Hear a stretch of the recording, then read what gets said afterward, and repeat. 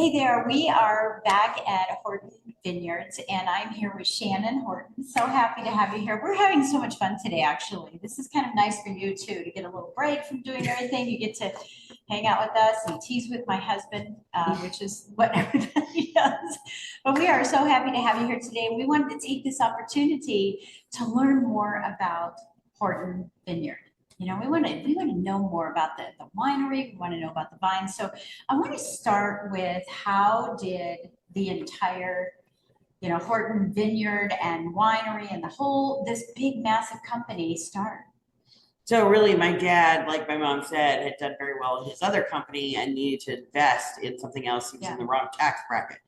So he had always been he did experimental grape growing in the front yard, and he made wine in the basement. And so he's like, hey, I'll start a winery. Right. And started the winery he did. So Horton is one of the oldest, not the oldest, but Correct. one of the oldest wineries in Virginia. But I want you to brag on a few things. Oh, okay. Right? So, all the governor cups and the prizes that you won, and what your mom has done recently, that Sharon has received a couple of really great awards. So tell us brag on your place. I love it. Yeah, I want to hear. A lot of people come in, they ask, like, what's your award winners? And I'm like, what category do you want? Yeah, because everything's gotten something in some sort of category. Yeah. We have taken the Governor's Cup twice in our 35 plus years. So my dad did it back in the early 90s, and then again in 2019 we were awarded that. But the biggest one that she got recently was the Monteith, and that's for your contribution to the American wine industry. Yeah. And she actually got it for saving the Viognier grape from extinction. Yeah. So it had even fallen off the French registry. Wow. And she sent so much budwood to California. She is the reason that Viognier is anywhere it is in the country today. Yeah. Oh gosh, that's so cool.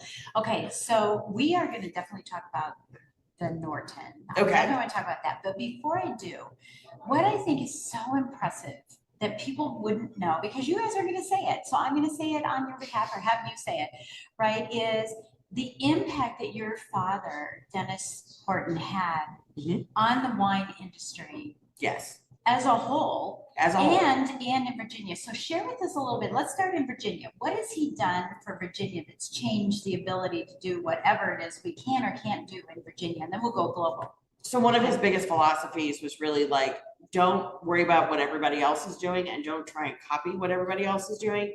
Just do what you need to do for your environment. So this is agriculture, as my father always called it, legalized gambling.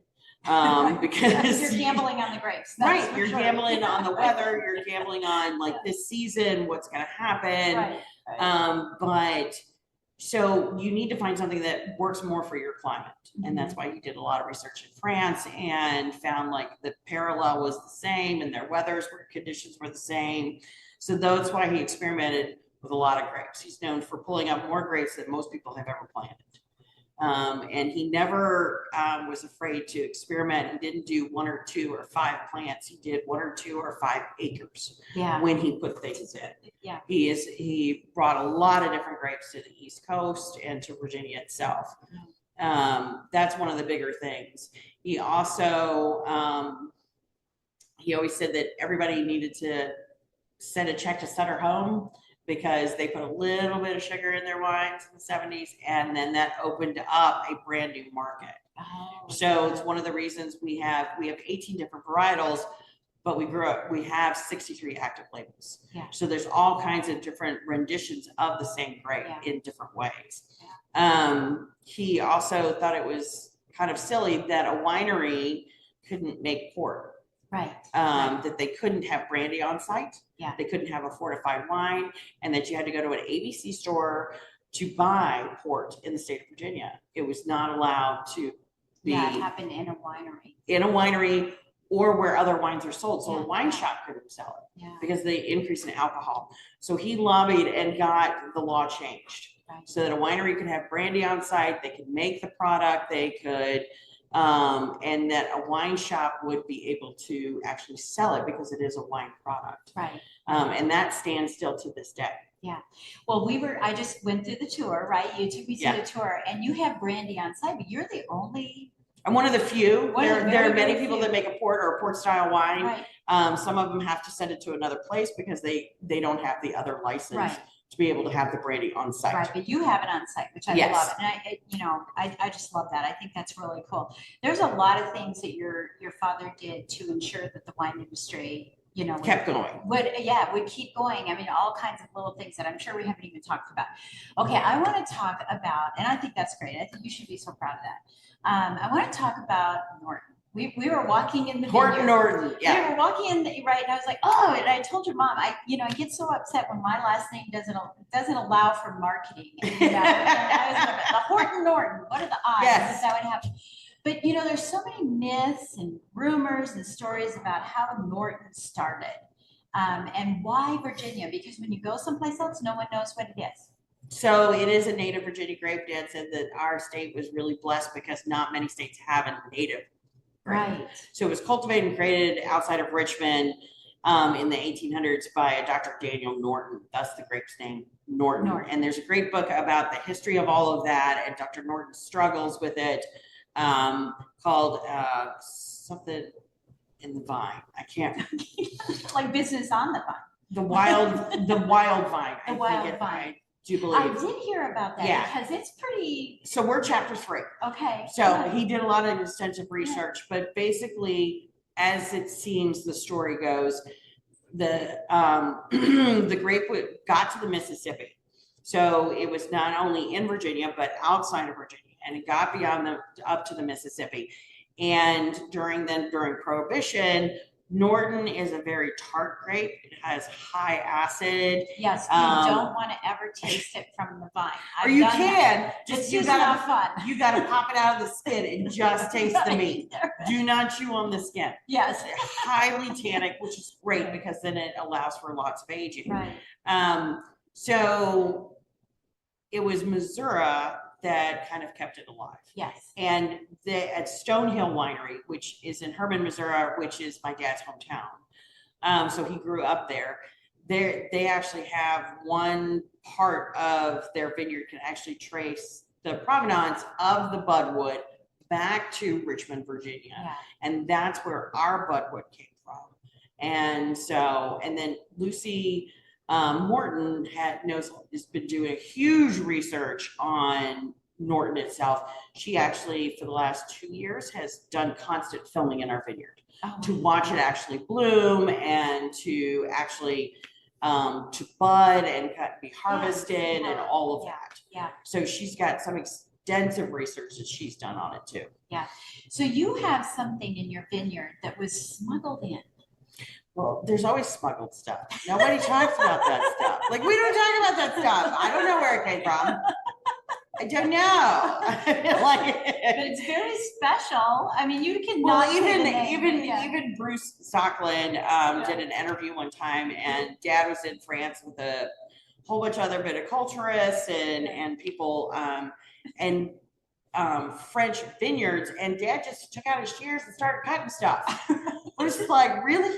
Yeah, Dennis, we're gonna get kicked out of here. Right. And he's like, oh no, it's like brought it on over, and it's like, no, I don't have anything in my purse. Yeah, I love that. And then created it here, And then one of the things that Dad said he always learned from the French was that, especially red wine is Swiss cheese, and you got to plug the holes. Yeah. So that's why we grow 18 different varietals. We don't do additives. We don't use.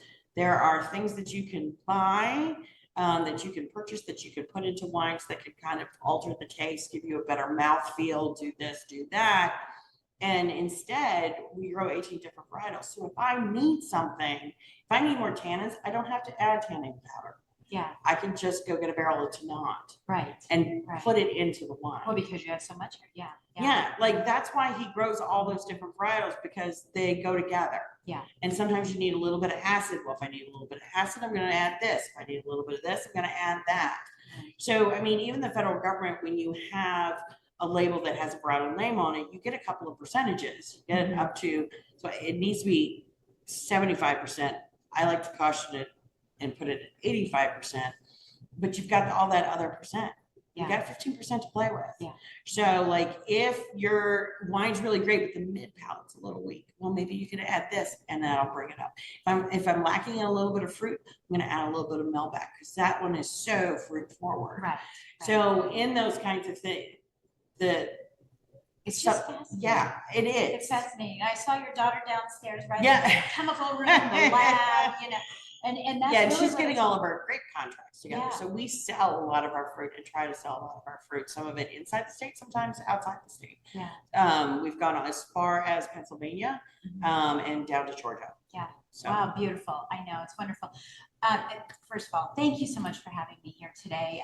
We have had a blast being here, and I've learned so much. It's like, you know, have you ever heard of a sponge? The sponge is full. Right. The sponge is There's full. no It's more starting to drip. information. It's starting to drip, right? I'm learning so much about what you all do here specifically, and it's just wonderful. So thank you. And what a big, beautiful business you've created over all these years. So listen, if you want to follow a great business, follow Horton Wine, right? Horton Vines, vine.com. But you're going to say what it is. How does someone find out more about you so they can come and visit? HortonWine.com. Scott, because we're a 3-generational woman-run winery with my daughter at the winemaking, myself in between, and my mother growing out in the field. And that'll help you know our story, and how we actually like came to be here and what we're doing. And then it lists like all the different types of wines. It is a one-stop shop is what we kind of call it. Like no matter if everybody in your group might not like the same type of wine, but we will have something here for all of those different people. Yeah, and I filmed that too. I filmed that whole section back there over there that I'm looking at, right? You will find something you absolutely love here. So again, thank you so much for having us here, Shannon. We sure appreciate it. And thank you for watching Business on the Vine, and we'll catch you next time.